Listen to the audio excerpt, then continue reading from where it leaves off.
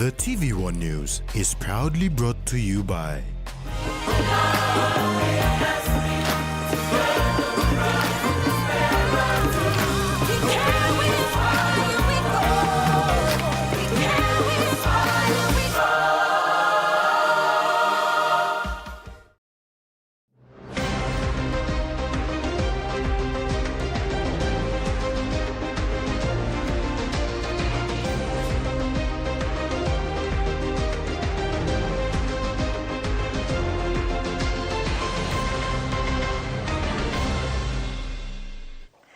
Hello and thanks for joining us. I'm Carol Kutubu Jr. with the news at 6.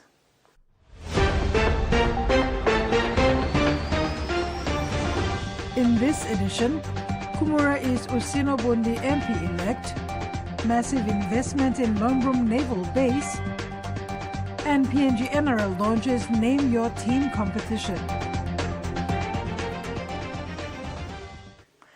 The Electoral Commissioner Simon Sinai returned the writs for the Pogera Paila and Aitapelumi by-elections to the Governor-General Sir Bob Dadai yesterday at the Government House in Port Moresby. Key government officials and members of Parliament, including the newly elected members for Pogera Paila and Aitapelumi, were present at the Government House to witness the written writs ceremony. Satisfied Electoral Commissioner Simon Sinai issued the writs to Governor-General Sir Bob Dadai, signifying the completion of the by-elections and the start of the leadership career for the two elected MPs. Speaking to the media shortly after the writs were returned, Sinai said that conducting the by-elections was not easy, but through an effective working partnership between the electoral officers, voters, supporters and candidates, the by-election was conducted successfully. We wish to thank each and every one for and on behalf of the Electoral Commission for taking part as the polling officials, as a returning officer, or as a voter, or as a contestant or supporter of a candidate. You have done tremendously well in exercising the democratic rights by way of conducting elections and also allowing the people to exercise their rights under the law. He said their main concern was to face security issues during the Pogera Paila by-elections. However, it was conducted peacefully. Through the process, we have noticed and heard that election was successful, even though we think Pogera Paila is one of the places that we think there are security issues. But those are things that, it's a normal way of life that people live. Sinai said the Electoral Commission has conducted 5 by-elections this year, all of which turned out successfully with minor discrepancies. This week, we return the writ for Kabum. And next week, we are going to return the writ for Bundi. Previous week, we returned the writ for Central Bougainville. So we had 5 by-elections in the midst of LNG preparations. Meanwhile, the Pogera Paila MP-elect is Gidron Maso Karipe, and for Aitapelumi is Anderson Misi. Karipe holds the seat left vacant by his late father, Maso Karipe, who was the candidate elected in the 2022 general elections, while the Aitapelumi seat was left vacant following a national court order. After a tireless 3 weeks of polling and counting, the Bundi district of Madang province finally declared its new Member of Parliament, Vincent Ambane Kumura, yesterday afternoon. The by-election exclusion was a close race between Kumura and 2 other candidates, Donald Uguro and Nick Kamuti. In the final exclusion, Kumura edged out closest rival Uguro by 14,694 votes. On the 25th exclusion count, Vincent Kumura collected a total of 14,694 votes, with runner-up Donald Uguro closing in with 14,416. Kumura won by a difference of 278 votes. It was a rainy day at the Wallium station during the exclusion period. However, this did not affect the people's spirit as they braved the heavy rain and wind throughout the day. It was a joyous moment for the people of Bundi when finally Kumura was declared at Opotia Sports Hall. When giving a victory speech after signing the Written of Writ, Kumura thanked his fellow candidates. He spoke about his aspirations, now given the opportunity to represent the people of Bundi. Me, I'm a much long come up member of Bundi. It's been a journey that I've been looking forward to for a very long time. Me feeling myself, me want to young man where me ready to serve the country on a higher level. As an active citizen of this country, contribute meaningfully to growth, peace, and prosperity of the country. With the skills, ability, network, and connections we got long serving the country. So I'm willing to go out representing you to the best of my ability. I'm not promising you anything because we've got only 1 year, 5 months to deliver. And there's a whole lot to do. And it's a very big district, so I can't promise you anything. But what you must know is that I do work, and I will work, and I will do my best. There are many areas that you may need to address because the district is struggling. The basic healthcare infrastructure, education, road, connectivity, agriculture, SME. There's a lot of areas that needs to be addressed. At the same time, too, you may get plenty potentials to start. Kumura is not new to delivering vital services, especially in health and education, through the Kumura Foundation. He is positive the good work will continue, placing more emphasis on community projects to improve the livelihoods of the people of Bundi. But we look forward to work one time on district, Orlando district. I need a good team to work with. I'm a very productive person. We work inside the space for NGO and inside the community, and I do produce results. So me like him also, we must be results driven. We must produce, we must lift up the standard of this district and put it to another level. We have the potential to do it, we just need to do it. Meantime, the police in Leh, Ramu Walium and Madang played a major role in maintaining peace and order during the by-election, despite minor issues during counting. Susan Oriape, TVWAN News. Madang Provincial Police Commander Acting Superintendent Robert Baim applauded the people for observing a peaceful end to the by-election despite a poor start during polling. He said the Bundi by-election this year was peaceful and trouble-free compared to past experiences. He commended the people of Bundi for respecting the law and electoral process. It's a good game. It's a very tight game that you have come through. I am assuring you that we will ensure that all the something and fair and just. This by-election was one of very, very smooth election. Big thank you to people of Bundi, long Aram talk, na biyanim straight process for electoral commission, na yumi biyanim kam. Yumi finding one member elect finish, na embek sim yumi na leading yumi for the next 1.5 years. The opening of the HMPNGS Tarangau, also called Lombrum Naval Base in Manus, yesterday signified the largest investment the Australian government has ever made in the Pacific. This massive investment represents 503 million Australian dollars or 1.4 billion kina over a period of 4 years in 2 phases. The redeveloped HMPNGS Tarangau was officially opened yesterday by the Deputy Prime Minister of Australia and Defence Minister Richard Marles and PNG Prime Minister James Marape. The opening program began with the inspection of the parade by the Australian Deputy Prime Minister and Defence Minister Richard Marles under clear blue skies. Forward, the Commonwealth of Australia.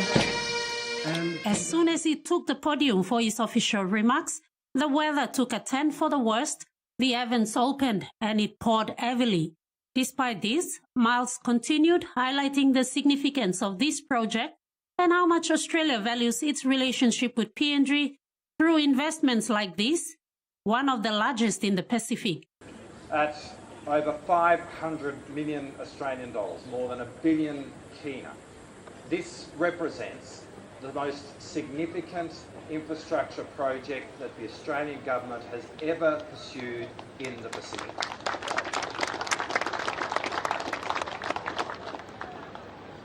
But this place has always been a place of enormous consequence. PNG Prime Minister James Marape opted to also stand under the rain to make his speech. However, as soon as he took the podium, strong winds and gusts accompanied the rain, blowing away tents, causing AVOC at the venue. His speech was cancelled and the program proceeded with the ringing of the bell to signify the opening of the redeveloped naval base.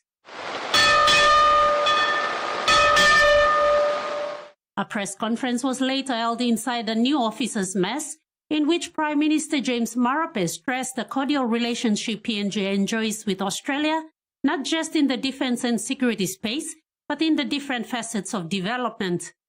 Today is just another walk together for Australia and Papua New Guinea.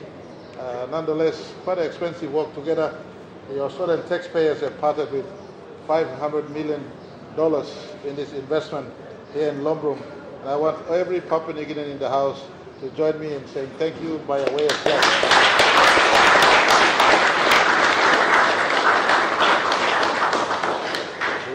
Continued gesture of friendship, continued gesture of kinship, continued gesture of working together side by side with Australia since 1975.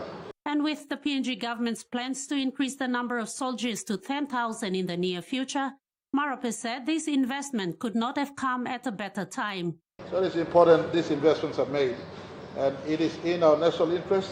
From now till 2035, we want to build a 10,000 force, 7,000 force that is enlisted in defence proper, and 3,000 as reservists, as part of our work towards building up our defence force. And so in that context, our work to firstly restore and rehabilitate the assets we have, and make sure the assets we have the capacity to police and monitor our immediate precinct. Stepping up our sea space is a necessary step, and we must do it the quickest. I just want to say thank you to Australian governments of past. Ruth Rongola, TV1 News. Also, during the opening of the redeveloped HMPNGS Tarangau yesterday, both the Australian Deputy Prime Minister and Defence Minister Richard Marles and Prime Minister James Marape briefly highlighted other plans Australia has for PNG on Manus Island. The Deputy Prime Minister has informed me that he is also looking at another program into the future. The High Commission and the Australian government has a soft spot for Manus. They have in consideration some more intervention they will do for Manus in time.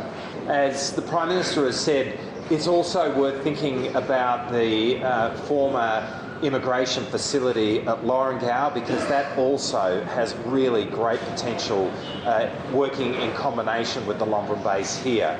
Together, what we can look forward to is our two defence forces training together, exercising together, operating together, building skills together, and becoming much more engaged, much more interoperable. You're watching TV1 News. Abau coffee to hit city markets and Simbu vaccination outreach. These stories and more when we return.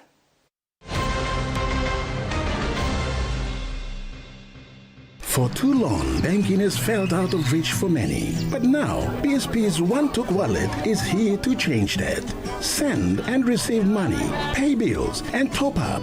It's your money, wherever, whenever. Because at BSP, we are committed to improving how our customers connect to our One-Talks, to our family, to the ones we love. BSP's One-Took Wallet. Money made easy. Dial *131# for everyone.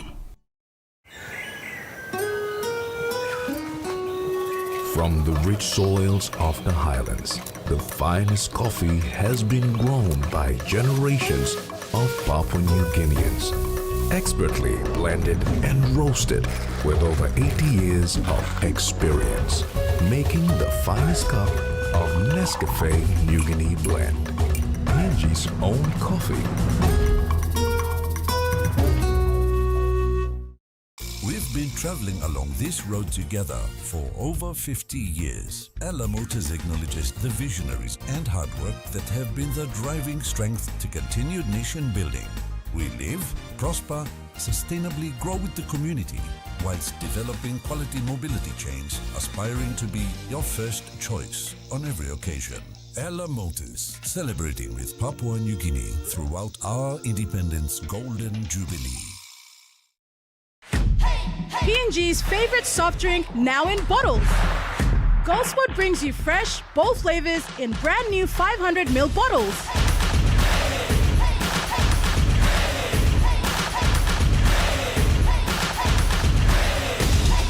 Taste the rainbow. More freshness, more flavor, more fun. Lime, orange, raspberry, and pineapple. Proudly made in PNG. Proudly Goldspot. For Simon, life is simple. Dreams seem distant, yet hope remains.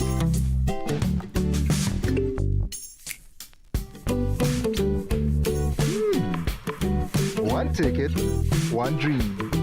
Simon's world changed forever. Yes! From small dreams to big possibilities. The One-Top Jackpot is here for everyone. Win big every day. New Fabuloso multi-purpose cleaner with an irresistible fragrance that lasts all day long, creating a field of flowers in every corner of your home with an irresistible fragrance that lasts and lasts all day long. Fabuloso, irresistible fragrance. August 24. Marriage is so hard. At some point, it's gonna explode. Don't even! Don't touch her. I don't know how we got here. 90 Day Fiancé Happily Ever After starts Sunday, August 24 on TLC.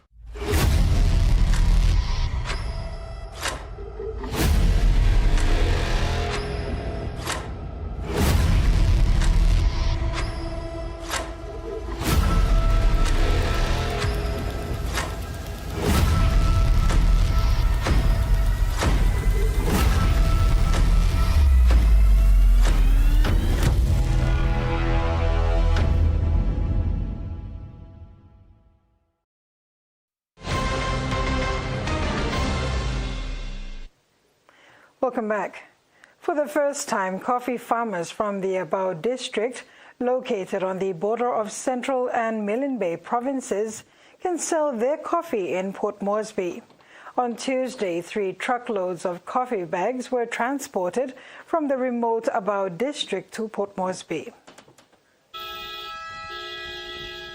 It's a significant milestone for the coffee farmers from Abau district, marking an important step for their livelihoods and the local economy.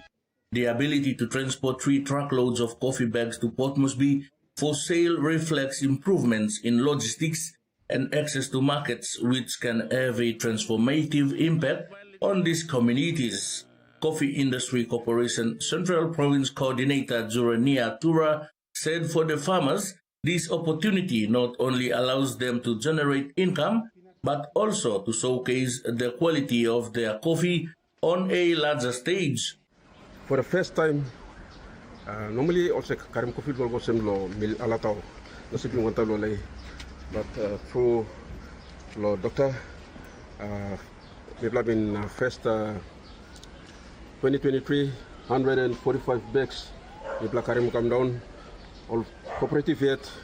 It takes them 4 days and 4 nights. From Veroy, Param, Derea, Kerea, and I'm come down lo Nunumai and Magarida. And then from there, me put him lo Kenu, Dakap Kenu, na Chikalo Kupiano, and then me pla Iron Car, na Chikalo Mospi. And then from there, I'll buy a skisim, sipping on Talo Lena. The first export was to Indonesia, their coffee, Abau coffee. And this is the second lot now, me pla Simcam. To the buyer again, palm forest product. He said having direct access to Port Moresby market means they can establish a relationship with buyers, potentially leading to better prices and more consistent sales. A big thank you goes to our honorable member, Sep Pukatem. And not forgetting our provincial administration, DAL, and the CIC, the work boom on them now.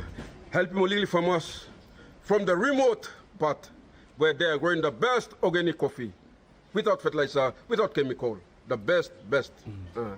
And the sample mi plus salim golo lay export office CIC the specialist the Q graders all grading coffee blow mi plus come 85 Y grade. So by September I'm gonna train them to move up. For Guayala I already trained them. They top the country 86 A grade where sometime result to come. So we have the result for 2024 coffee and 2025 coffee harvest. For 2024, I'm now Miplaxim Kamia. 2025, it's more than 500 bags. I'm still sapient. By loading come down, the same process. This achievement also highlights the importance of supporting rural agriculture and fostering connection between remote producers and urban markets. As the farmers gain recognition for their products, it could lead to increased demand for Abau coffee, enhancing its reputation and potentially opening doors for exports in the future. Border straight, and na central border. So now we production coffee lo border come down lo central now. Mulai come down lo central na we system come. Aste we apa ste cargo sim we come silib lo kopiano. Now we come and 110 bags. The farmers traveled for 4 days and 4 nights to reach Port Moresby. Freddie Moe, TVWAN News. Meantime, local MP Sir Pukatemu, who received the farmers, acknowledged the Marape Rosso government for the Connect PNG program. He said this paved the way for further investments in infrastructure, such as roads and transportation, which will benefit not only coffee farmers, but also other agricultural sectors in the region. Today is the first time that Abau coffee has come on road, come by road to Port Moresby. And so on that note, I want to acknowledge the Honorable Prime Minister, Honorable James Marape, for progressing the Connect PNG on this missing link, Central and Milne Bay. That's a missing link I've been fighting for a long time. And 2019, when I left O'Neill and joined Marape, we promoted this missing link close up. And therefore the Connect PNG came up under this government policy. Madang is said to have the highest immunization dropout rate of 40% in the country, which means children are getting the first dose, but not the second or third doses, required to give them full protection. According to a statement from the PNG Australia Transition to Health Program, health workers are forced to travel for days at a time across areas with fraying infrastructure and internal conflict, risking their safety to protect children from debilitating and vaccine-preventable diseases. Recognizing the critical importance of ensuring children receive their second and third doses of essential vaccines, health workers are using innovative techniques to deliver vaccines to urban and rural communities alike.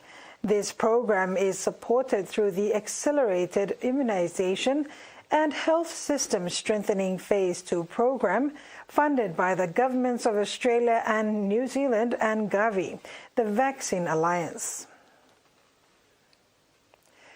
In Simbu Province, the Provincial Health Authority has launched a major polio vaccination campaign in Kundiawa, supported by the World Health Organization. The program aims to protect thousands of children across the province from the life-threatening disease. The campaign was launched in Kundiawa, attended by WHO Senior Representative Dr. Atiq Amir, Kundiawa General Hospital Chief Executive Officer Dr. Ken Kasi, health staff and community health workers from across the province. The 10-day mass immunization program will run from August 13th to the 22nd, reaching children aged from newborn to 10 years old in all 6 districts and the urban area. Public understanding first time people like work now. By me work in hand in hand, by me protecting begin me. Previous 2018 program people are only me. provincial administration, including province governor, all the support people go through. People are us work with them and reliable vaccinated plenty of beginning. So now, yeah, about break or declared finish now. All the country, all the provinces in the country or racist law, vaccinating all the beginning law, under law 10 years to come down. So now you may stop, you may not get kind of doctor, but bring him out beginning come law. This plus all the district by people are on the same time now. You may organize Simbu, you may almost because life blood, health blood, concern from blood. You may work with the time. Health workers are mobilized across the districts, ready to conduct awareness sessions and administer the polio drops in villages, schools and community centers. Emol vulnerable kita. Emol no got him strong blow make him bislakain. Or not prevent him sick too. Even on the lily kus come up skin blown or can die or is lakus. Until you mean papa and mama, you make simol go lao sick, like simarasin, and by sick happiness. One kind of sen. This la service now polio na immunization. People run him lorgata plo Simbu province. Emblo LP people look sabalo this lawsem all pikinini blom loy all vulnerable. People make him all good the strong now. Time more strong now not when they're sick can come up all by strong now winning come down. So beyond time now people are fighting man. Na Pablo pa clay porsem people Simbu got a bisla amount of engineers. People got a bisla amount of doctors. People got a bisla amount of accountant. All by come through lo Christmas lo Girona 10 come all sem. Me encourage him now lo public now. Before we miss it down, you may work together and make this polio campaign here a successful one. Polio, a potentially fatal viral disease, remains a global health concern. Health authorities are urging parents to present their children during the vaccination period to ensure full protection. In Western Province, Octady Mining Limited is investing in the nation's future by welcoming its latest group of young professionals. The company's graduate development scheme has been a launching pad for hundreds of Papua New Guineans over the years, and this year's intake includes a first for the program. Octady Mining Limited has welcomed 41 new graduates into its 2025 graduate development scheme, reinforcing its commitment to building Papua New Guinea's future workforce. The new intake includes graduates from the University of Papua New Guinea, the PNG University of Technology, Divine Word University, and for the first time, 5 from Don Bosco Technical Institution. Managing Director and CEO Kedi Ilimbit, himself a former GDS graduate, encouraged the recruits to embrace learning and mentorship during the 2-year program, which covers fields such as engineering, geology, ICT, human resources, and environmental science. Since 1988, the scheme has trained 772 trades, many securing roles within Octady, its business partners, or international resource operations, contributing to PNG's development. Mr. Ilimbit reminded the graduates, look after yourself and Octady will look after you. The program remains a key pathway for shaping skilled leaders for the nation's future. Octady says it hopes this new group of graduates will go on to not only serve the company but also make lasting contributions to PNG's development. News. Now for the finance news, the kina closed lower at $0.2407 in the interbank market. At Bank South Pacific, our kina was buying $0.2332, $0.3545 Australian dollars, $0.1916 euro, and 34.12 Japanese yen. Looking at commodity prices at New York close, cocoa and copper closed higher, gold, coffee, and crude oil closed lower, copra and palm oil closed the day unchanged. And on the stock market, the Dow Jones closed higher, the ASX closed lower, and all ordinaries closed lower as well. You're watching TV1 News. After the break, police comes down hard on PNG University of Technology students.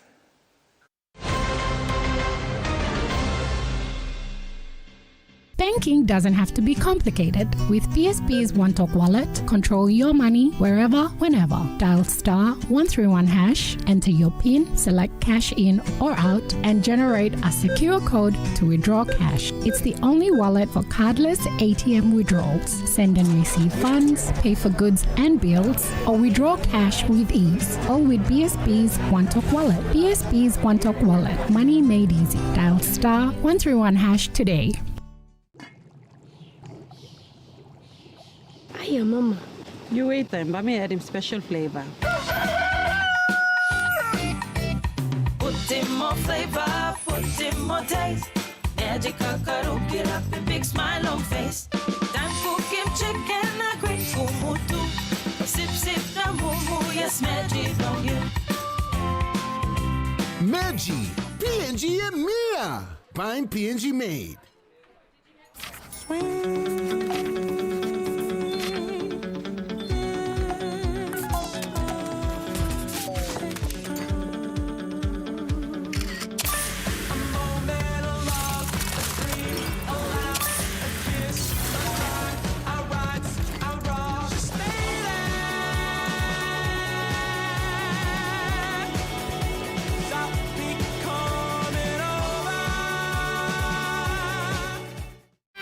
Life is about making memories, sharing new adventures. Go beyond the familiar. Don't let bacteria hold you back from experiencing the world.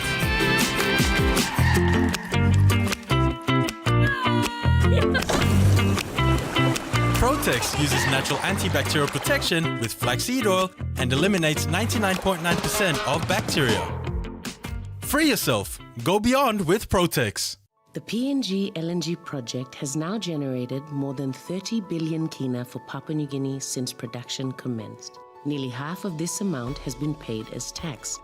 Equity distributions are paid to KPHL and MRDC based on the interest they hold. Tax is paid to the IRC, while development levies and royalties are paid to DPE. For more information on direct and indirect benefits, visit PNG EITI's website.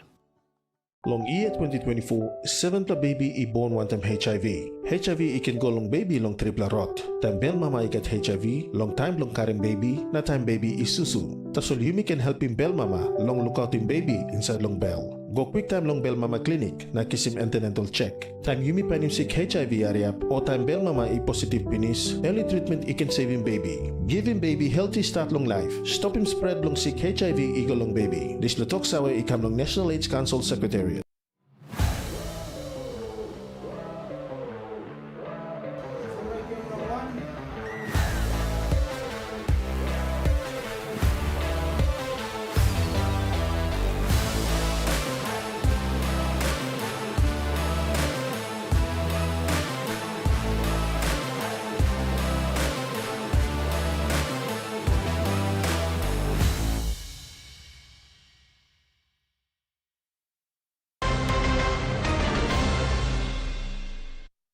Welcome back and thanks for staying with us.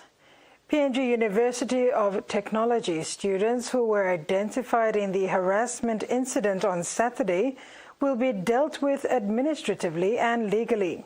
The university's senior executive management hosted a press conference this afternoon in Lae, where they emphasized that the two processes will run simultaneously. The harassment of a young woman on Saturday night at the PNG University of Technology campus in Lae has brought disrepute to an institution that has been working hard to raise its standards in both curriculum and infrastructure. The university's senior executive management team hosted a press conference this afternoon with Pro-Vice-Chancellor, Administration, Professor Carl Gena, detailing that the management held a number of meetings with students to address the August 9th incident. The first one was on the night of Monday, August 11th, with female students. On Monday night, the management team went and had a conversation with them to give them that assurance that we are not going to sit here and allow very few students to derail and destroy the reputation of the university. And we gave that assurance to the female students that anybody who seem to be violating or breaking any student rule will be disciplined. And we had a forum with the students, both male and female students, in the Duncans, and all today the entire management team went across and spoke to them that what happened on Saturday night is unacceptable behavior, and the council and the management have strongly condemned that behavior, and we appeal to both male and female students that we have to work together to address the damage that has been caused by very few. The students have come on board to assist the management for us to identify those people who were verbally and physically arresting the innocent victim, and their names are before the police. We have submitted a report to the police, and the CID are doing their own investigation to verify and charge. Professor Gena said today 2 students were called into the security office, where it is believed that they were arrested and will have to follow due process to get themselves cleared. Investigation is ongoing, with the management team clarifying that the 5 initial students who were identified will face the criminal process as well as the university's internal student disciplinary process. Both processes will run in parallel. Vice Chancellor Professor Ora Renagi emphasized that the university is now working on damage control and crisis management. We are very focused on our vision, continue to be a world-class university, but we have challenges like this issue has surfaced, and we will make sure that while justice is served, we have to make progress in rebuilding our reputation. The incident has been reported in social media and has reached our stakeholders, international stakeholders, and we are aware of the effect that it will have on our partners, our bilateral, our multilateral partners, universities overseas.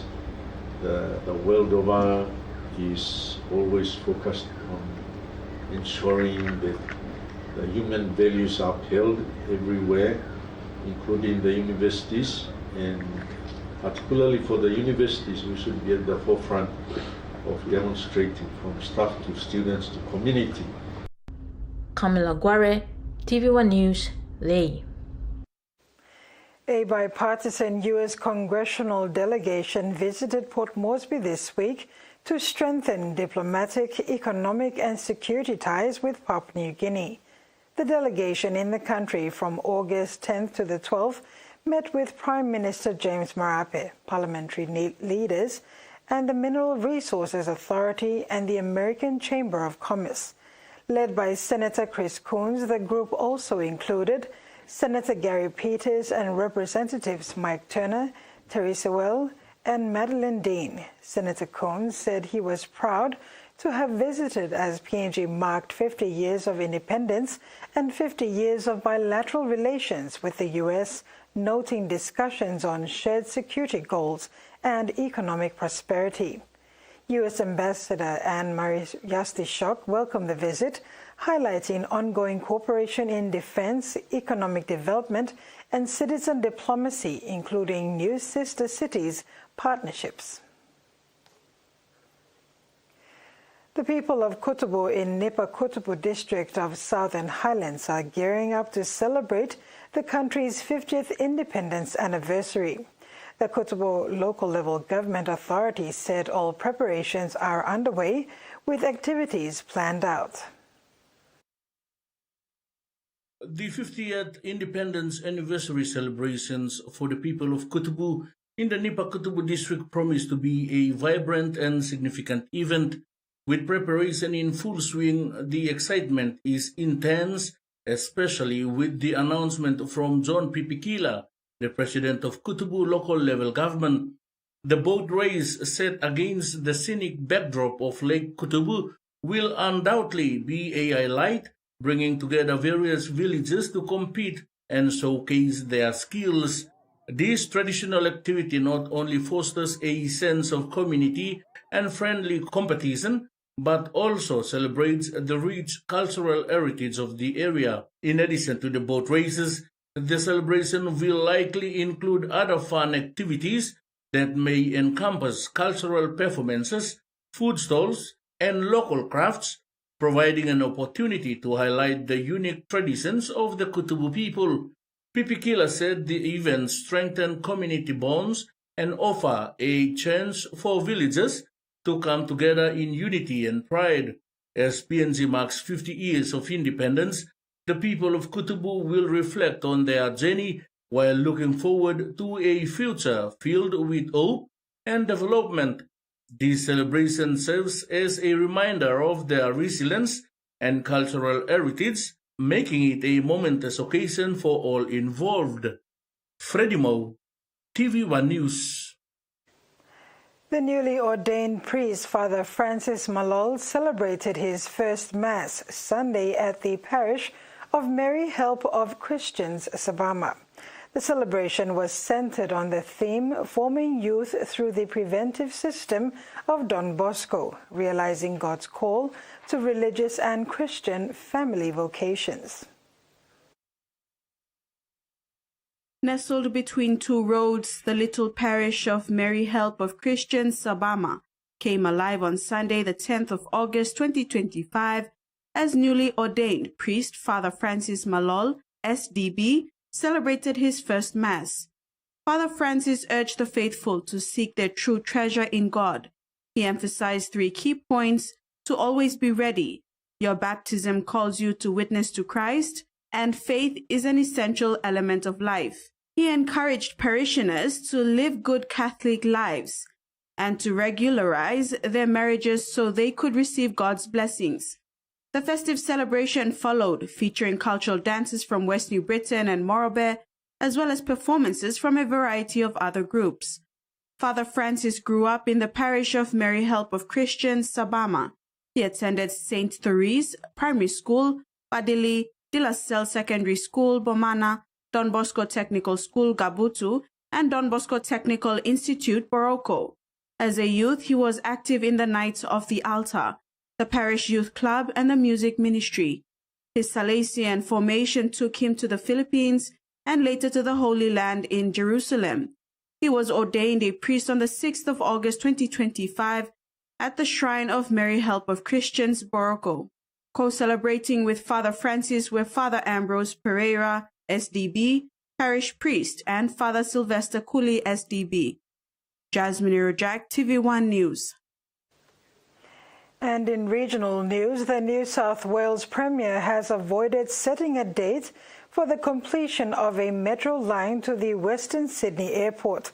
The new line was supposed to open late next year, but Chris Minns says that might not happen until after the next state election. Well, we've been given our first glimpse inside the airport terminal station, which is about half built. Eventually, passengers will be able to get on and off a metro train about 250 metres from the terminal. From here, it'll take about 15 minutes to get to St Mary's, where travellers can change onto a regular train into the city, which will take about an hour. Construction of the airport is well underway, with the terminal complete and the runway finished. The metro line was supposed to open at the same time as flights were expected to begin late next year. But a dispute between the consortium building the line and the state government is threatening to delay the opening of the metro. The Premier is unable to say when it'll open. There's a chance it won't happen before the next state election. As you can see, the team here are working incredibly hard, and they deserve a lot of credit for embarking on an incredibly complicated engineering solution out here in Western Sydney. Well, planning work is underway on possible future extensions. Campbelltown Council is arguing that the line should be extended to Macarthur. The Mayor says it's 20 minutes quicker by public transport to get from Campbelltown to Sydney Kingsford Smith than it is to get to Western Sydney Airport, even though the latter is much closer. Business cases on possible additions to the network are expected next year. Parramatta Council has voted against a push to seek more information about a reported raid on its offices last month by the corruption watchdog. The independent councillor behind the motion has criticised her fellow councillors, saying they're just hoping the whole matter goes away. As speculation hangs over Parramatta about a reported raid by officers from the Independent Commission Against Corruption, attempts to get more details are falling flat. Unfortunately, I've seen that most councillors really want to put their head in the sand about this and hope that it goes away. Independent councillor Kelly Darley is vowing to continue asking questions after her motion proposing the council get more information about the raid was defeated. Councillors instead passed a motion declaring a zero-tolerance approach to fraudulent or corrupt behaviour. This isn't something that they can sweep under the carpet. This is something that is going to hang around. Some locals find the whole matter perplexing. I'm surprised that the council didn't support some transparency. Seems like everybody's doing secret Simons. I mean, as a public, I think if something like that happened, public would be interested to know about such incidents. Yeah, if it's something related to corruption, would like to know more about it. While others think it's best the corruption watchdog be left to do its job quietly. I wouldn't say I'm concerned about it. I mean, that's our system. They do work in, at least initially, in a covert way, but anyone can see that they're very effective and powerful when they get going. You want the investigation to be done thoroughly, and that can only be done if it's done relatively secretly. There was no debate at last night's meeting when the ICAC matter was raised. Parramatta Council has declared it would cooperate with any requests from an external body while insisting it's business as usual. And that ends the news segment. Coming up in sports, Papua New Guineans given chance to name PNG NRL team.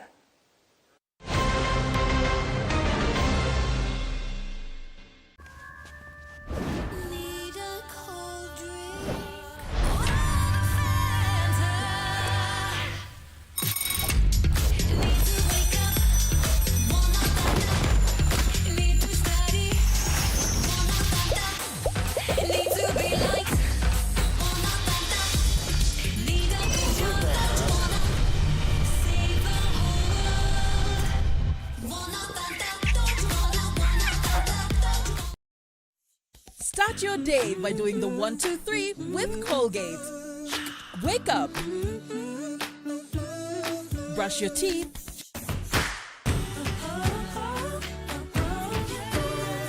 And smile.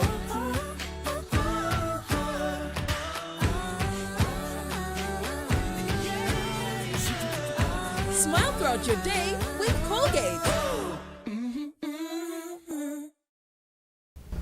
Mr. Russell, bebas isim-signya sa pamilya.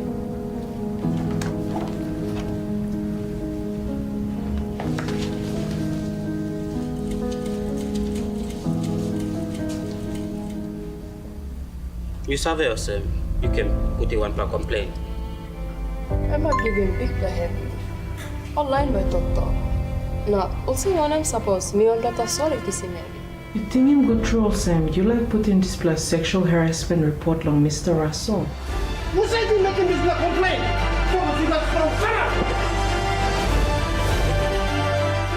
Joining BCFW na all member blong ni plan na sanap strong against workplace harassment.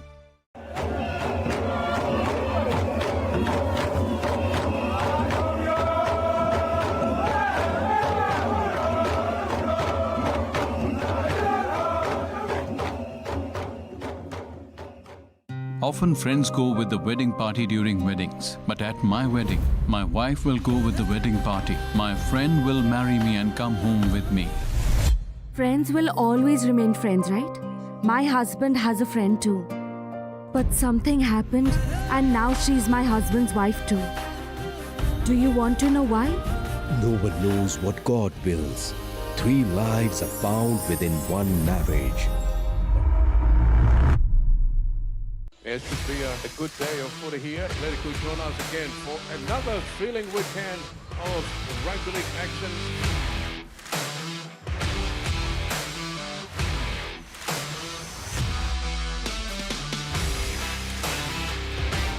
Here they come. Douglas Biricard, that close to the line, and this is Michael. It's play on. Looks like he's going to score and get the first point. Drop ball away to Big Muka and slaps it down. Looks so easy. Challenge. Oh, Talaga, he's got it!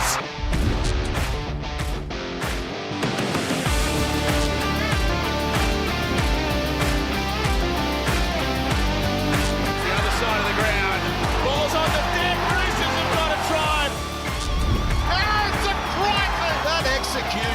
is eye-catching.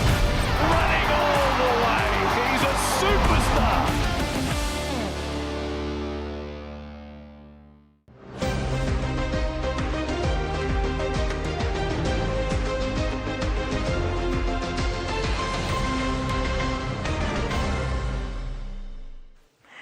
Welcome back. Following the recent appointment of the new PNG NRL franchise board last month, today's official launch of the Name Your Team competition marks another significant milestone toward achieving full National Rugby League status for Papua New Guinea. This initiative is part of a broader strategy to enhance the league's credibility and establish a strong presence in the competitive rugby league landscape. Officiating at today's significant event were Prime Minister James Marape and Australian High Commissioner His Excellency Evan McDonnell, who officially launched the Name Your Team competition. The initiative invites the public to propose names to the new PNG NRL franchise set to debut in 2028. It also coincides with the launch of the new PNG NRL franchise website, www.yourteamnamehere.com. Prime Minister Marape emphasized the importance of selecting a name that embodies the spirit of unity captured in the national slogan, "One country, one people, one nation." He urged all Papua New Guineans to contribute names that resonate with the country's values and beliefs, fostering the sense of belonging and passion across the nation. In an open invitation to every citizen, PM urged everyone must have a stake in this naming competition. Today I've been asked and given this privilege to indicate to the country that you have the opportunity now to name your team. I'm wearing a hat here that it says, "Your team, name here." And I can't reword this, but I want to indicate, it says, I want to ask you, name your team. Name your team. That should be the catchphrase now, Lorna. Yeah. So the competition goes out. You name your team. After the conversations here, then Lorna will launch out. She's got a laptop out. Ask us, press a button. It now will be online. And any one of you out there in the country, or tuning in abroad, if you feel that you have an interest in being part of this team and you want to name the team, it's open for anyone you suggest a name. Marape also emphasized that the naming competition will be done online via public poll using the new PNG NRL franchise website, which was also launched today. By 31st of August, you must send in your name. It's now online. No longer writing letter from Tari Post Office to Borku Post Office, as I used to do 10 years ago. It's now online. All of you on Facebook, all of you on WhatsApp, all of you on online. So pass the word around, spread the word around. Your opportunity to make history for yourself. Write a name, but the name must resonate with the ideals that I've outlined earlier. Prime Minister clarified that the 5 best names will be brought to the board, who will then go through the final vetting process before a winner is announced. Joining Prime Minister Marape to launch the Name of the Team competition today, Australian High Commissioner Evan expressed gratitude and support to the members of the new PNG NRL franchise board for being proactive in getting the process going. Me, I'm really interested in the name PM for some of the reasons you put around it, but mainly because I currently follow the Melbourne Storm, and I know that's going to kill everyone in here. But the reason I want the name is as soon as we get it, I'm changing. So I'll be following the PNG side. So if you could make it just after the grand final this year. But in any event, I want to say to you, I'm 100% behind the PNG side. I'm looking forward to the name, and I really thank Lorna for running the process. Andrew, great job as CEO, and thank you everybody who's contributed to. The public is again encouraged to participate by submitting their team name suggestions through the newly launched PNG NRL franchise website. Terry Longwood, TV1 Sports. The PNG NRL franchise chief executive officer expressed enthusiasm about the excitement and new energy that the PNG franchise can bring to the competition by 2028. With the naming process initiated, there are plans for developing the franchise's logo and infrastructure as part of ongoing preparations. PNG NRL Chief Executive Officer Andrew Hill is encouraging the public to participate by submitting their team name suggestions through the newly launched PNG NRLC franchise website. Voting will commence immediately with a deadline set for August 31. From all entries, 5 finalists will be selected for a final vetting process. So we're trying to work towards the end of the month with the initial top 5 names. So we're actually asking people just to come up with any name. We're not giving them a criteria other than it needs to resemble something to do with PNG. Obviously PNG Australia would be wonderful. But we'll take the top 5 names forward to the board. We'll then work with the NRL and then we'll come back and we will hopefully within a September time frame have an opportunity to go back to the public and ultimately come up with the name. The ultimate winning name will be announced during PNG's 50th Golden Jubilee celebrations on September 16, adding a momentous occasion to the franchise's aspirations. He'll also encourage people to use the new PNG NRL franchise website, which is now active after its launch today. We can worry about step 2 and 3, but you must get in. If you don't give us a name before 31st of August, your name, your opportunity to win a prize is gone. So you've got 2 weeks to jump online. So the website is www.yourteamnamehere.co. Log on now and help us name the team. The initiative not only aims to foster national pride, but also builds anticipation and community engagement as PNG NRL works towards establishing itself within the NRL framework, ensuring a bright future for rugby league in the country. Terry Longwood, TV1 Sports. And finally, the race for a spot in the top 8 of the 2025 QRL Host Plus Cup is heating up as the Hunters prepare to take on a strong South Logan Magpies team this weekend at the Santos National Football Stadium. Hunters coach Paul Eitan expressed his pride in the team's impressive 48-12 victory over the Western Clydesdales last week. But he has also emphasized the need for improved structure and control within the team's spine as they head into this crucial matchup. While acknowledging the benefits of their recent attacking flair, Eitan noted that the team veered away from their original game plan, opting instead for a more expensive style of football. Yeah, definitely. We've just spoke about doing everything together, defensively and in attack. Everything that we do together. We're a pretty close group, and we have been doing that, and it just fell away that last week. But in saying that, it was a few weeks since our last game as well. So I've got to always think about that, so I don't get too lost in that moment. But it was a few weeks since our last game, so most definitely that. As you can see, our goal kickers are practicing every session before and after sessions. So Clint kicks really well at training.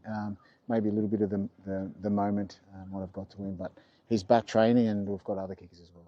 In terms of player fitness, Eitan confirmed that the squad is largely injury-free apart from some light-hearted banter among teammates. He mentioned that Kaya Wayambi is expected to be available for selection again after missing last week's game and is likely to step in as the 18th man. Looking ahead to South Logan Magpies, Eitan acknowledged the challenge that lies ahead. Yeah, definitely. Both teams are playing for their season. There's only a couple of games left, 3 games left, so both teams are playing for their season. They're in a very tough spot as well, so they'll leave nothing left in the tank this weekend, and we feel exactly the same way. We're looking forward to the match. We're expecting nothing but their best. And they're in form. They're starting to pick up a lot of form, so they're playing really well. They're playing some good footy, some exciting footy. They're playing really well. Won a few of their last games, so we're looking forward to the match. As the Hunters aim to solidify their position in the competition, Focus and discipline will be key to overcoming a determined South Logan Magpies side. Fans will be eagerly anticipating what promises to be a thrilling clash at the Santos National Football Stadium. Terry Longwood, TV1 Sports. And that's all we have for sports. Now for the weather forecast.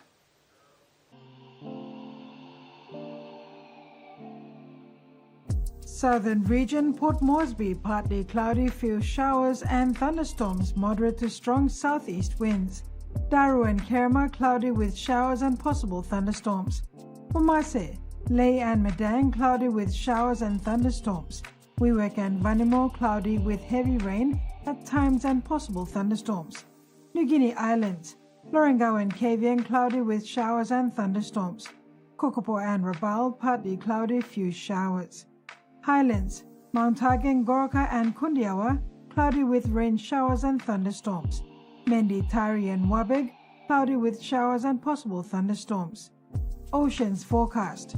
Coral Sea, seas moderate to rough southeast winds, 15 to 20 knots, gusting to 25 to 33 knots. Solomon Sea, seas slight to moderate, east to southeast winds of 10 to 20 knots. Bismarck Sea, seas slight, southeast winds of 10 to 15 knots. Coastal waters. Waters of southern PNG and Indonesian border to Daru to Kiwai Island, to Kerma to Yule Island to Port Moresby to Hood Point and to Samarai Islands. Seas 1.5 to 2 meters, rising to 3 meters along warning areas. Waters of Samarai Island to Cape Vogel and all Millen Bay Islands. Seas 1.5 to 2 meters, rising to 3 meters along warning areas.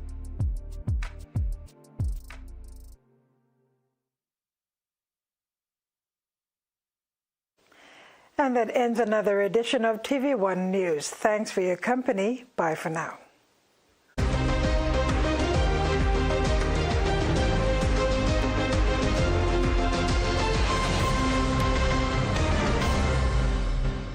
The TV1 News was proudly brought to you by